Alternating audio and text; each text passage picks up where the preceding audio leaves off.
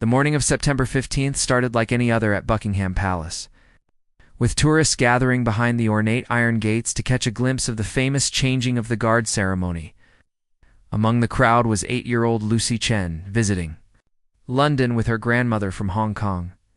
Lucy had been fascinated by stories of British royalty since she was old enough to understand fairy tales, and seeing the real palace was the highlight of her entire vacation. Standing at his post near the palace gates was Lance Corporal Michael Harrison, a 26-year-old soldier who had served 2 tours in Afghanistan before joining the Queen's Guard 18 months earlier. His imposing figure in the iconic red tunic and black bearskin hat commanded respect from tourists. But beneath the ceremonial uniform was a man with sharp instincts honed by years of military service in dangerous situations. At exactly 10:47 a.m., Harrison noticed something that immediately triggered his combat-trained awareness. A man in his 30s, wearing a heavy winter coat despite the mild September weather, was moving through the crowd in an unusual pattern. Unlike tourists who typically move toward the palace gates or position themselves for photographs, this individual was systematically working his way closer to the security perimeter while avoiding direct eye contact with any of the guards. Harrison's military training had taught him to recognize behavioral indicators that most people would miss entirely. The man's movements were too purposeful, too calculated for a casual tourist. His heavy clothing was inappropriate for the weather, and the way he kept his hands buried deep in his pockets suggested he might be concealing something. What made Harrison's instincts particularly sharp that morning was an intelligence briefing. From 3 days earlier, security personnel had been alerted to monitor for individuals who might be conducting surveillance or testing security responses around royal properties. The briefing hadn't mentioned any specific threats, but it had emphasized the importance of reporting unusual behavior patterns. Lucy Chen, meanwhile, was completely absorbed in watching the guards, unaware that she was standing directly in the path that the suspicious individuals seemed to be following toward the palace gates. Her grandmother was busy taking photographs and had momentarily lost track of Lucy's exact position in the growing crowd of spectators. Harrison faced a delicate situation that required split-second decision-making based on incomplete information and professional instinct. The suspicious man continued his approach, and Harrison noticed additional details that deepened his concern. The individual was sweating profusely, despite the cool morning air. His eyes were darting nervously between the guards and the crowd, and he appeared to be mumbling to himself in a way that suggested extreme agitation or possible mental distress. Harrison used his peripheral vision to track the man's movement while maintaining his ceremonial posture and position. Years of military discipline had taught him to appear calm and motionless while remaining completely alert to potential threats. He began using subtle hand signals that only other guards would recognize, alerting his colleagues to the developing situation. The man was now less than 20 feet away from Lucy Chen, who remained completely oblivious to any potential danger. She was pointing excitedly at Harrison's uniform and asking her grandmother questions about the guard's duties and the history of the palace. At that moment, the suspicious individual's behavior escalated dramatically. He suddenly stopped mumbling and began speaking loudly in what sounded like a mixture of English and another language. His agitation became visible to other tourists, who started stepping away from him instinctively. "The voices told me it has to be today," the man shouted, his voice carrying clearly across the courtyard. "They said the palace must be warned about what's coming." Harrison's assessment of the situation shifted immediately. This was not a terrorist threat or criminal activity. This appeared to be someone experiencing a severe mental health crisis. However, the potential for danger remained high, especially with so many civilians in the immediate area. The man reached into his heavy coat and began pulling something out of his pocket. Harrison couldn't see what it was, but the movement triggered his combat instincts. In situations like this, assuming the best-case scenario could result in tragedy if he was wrong, other tourists were now backing away more quickly, creating space around the agitated individual. But Lucy Chen, fascinated by the commotion and not understanding the potential danger, actually stepped closer to get a better view of what was happening. Harrison realized he had seconds to make a decision that could affect multiple lives. His training provided clear protocols for potential security threats. But this situation involved a young child and what appeared to be someone in mental distress rather than a deliberate attacker. What Lance Corporal Harrison did next broke every rule of Royal Guard protocol, but demonstrated exactly why he had been selected for this prestigious duty. In one fluid motion, he abandoned his ceremonial position and moved directly toward the agitated man, placing himself between the individual and young Lucy Chen. "Sir, I need you to stop what you're doing and listen to my voice," Harrison said in a calm, authoritative tone that carried both military command presence and genuine concern. "I can see that you're distressed, and I want to help you." The man stopped reaching into his coat and looked up at Harrison with surprise and confusion. He had clearly not expected a royal guard to break character and address him directly. You can hear the voices too?" the man asked, his agitation seeming to decrease slightly at Harrison's unexpected response. "I can hear that you're trying to tell us something important," Harrison replied, using techniques he had learned during military training for dealing with civilians in crisis situations. "But I need you to help me understand what you're trying to say." By this time, other guards and palace security personnel were moving into position, but Harrison signaled them to maintain distance. His instincts told him that surrounding the man with multiple uniformed personnel might escalate rather than de-escalate the situation. Lucy Chen's grandmother had finally located her granddaughter and was pulling her away from the scene. Lucy kept looking back with fascination at the guard who had abandoned his post to help someone in trouble. The man pulled his hand out of his coat, revealing not a weapon, but a crumpled piece of paper covered with handwritten notes and diagrams. "I have to give this to someone in charge," he said desperately. "The voices said there's going to be an attack, but not here, somewhere else. Have to warn them."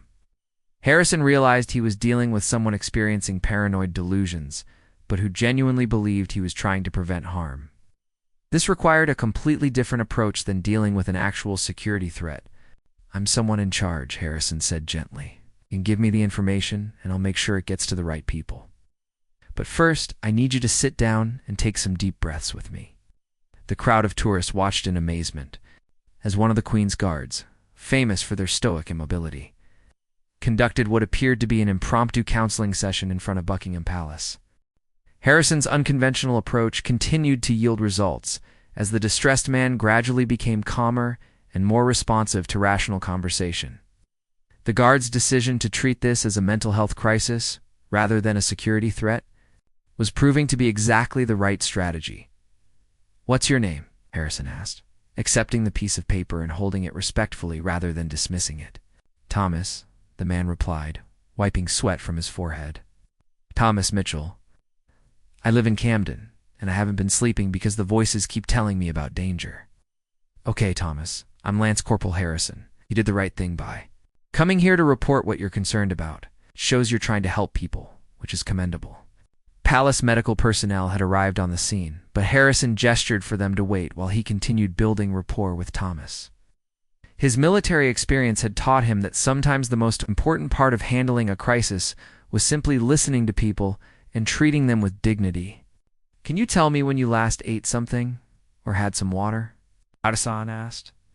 "Sometimes when we're worried about important things, we forget to take care of ourselves."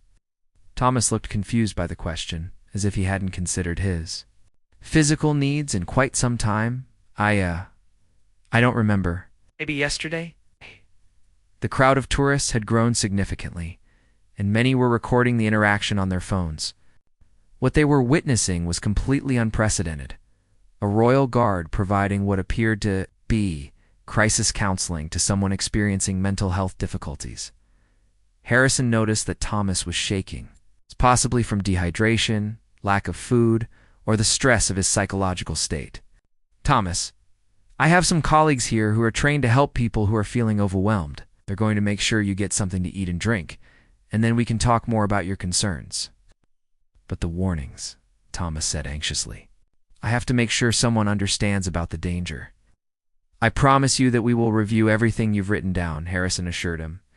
Your information will be taken seriously and passed along to the appropriate authorities.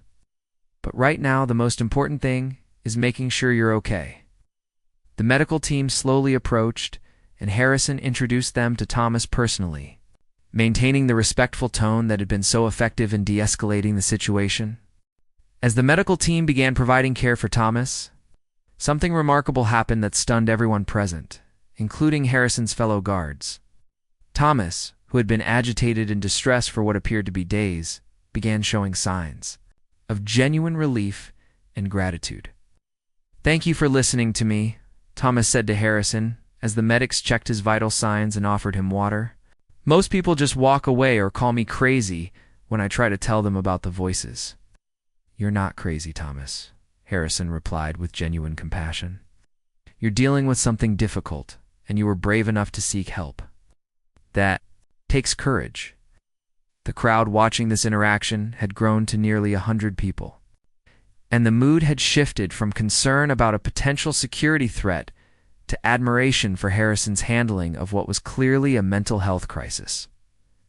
Lucy Chen, who had been watching from a safe distance with her grandmother, tugged on the older woman's sleeve.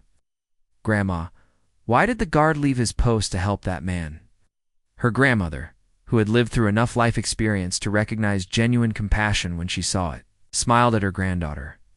"Because sometimes, Lucy, being a true guardian means protecting people from more than just physical danger." As Thomas was gently escorted to receive proper medical and psychological care, he handed Harrison a small photograph that had been tucked inside his coat pocket. It was a picture of Thomas with what appeared to be his family, a woman and 2 young children, all smiling at the camera. "I lost them in a car accident 6 months ago," Thomas explained quietly. That's when the voices started. I think they were trying to make me feel like I could still protect people, even though I couldn't protect them." Harrison looked at the photograph and felt a deep understanding of Thomas's psychological state. Survivor's guilt, combined with grief and possibly PTSD from the traumatic loss, had manifested as auditory hallucinations that gave Thomas a sense of purpose and mission. "They would be proud of you for trying to help people," Harrison told Thomas. "And they would want you to get the help you need so you can honor their memory in healthy ways." The medical team confirmed that Thomas was suffering from severe dehydration and exhaustion, but was not dangerous to himself or others. He would be taken to a hospital for proper psychiatric evaluation and care, with social services coordinating longer-term support. As Thomas was being cared for by medical professionals, the full impact of Harrison's actions began to resonate with everyone who had witnessed the incident. Palace security reviewed the entire situation and concluded that Harrison's instinctive assessment and response had been not only appropriate, but exemplary. "What you did today, Chief of Palace Security, Colonel Patricia Whitmore, told Harrison during the debrief, demonstrated exactly the kind of judgment and compassion we hope to see in the Queen's Guard. You recognize that the greatest threat to public safety was not from Thomas himself, but from the potential for his crisis to escalate if handled incorrectly." The story of Harrison's actions spread rapidly through social media, with dozens of tourists sharing videos and photos of the Royal Guard who abandoned protocol to help someone in mental distress.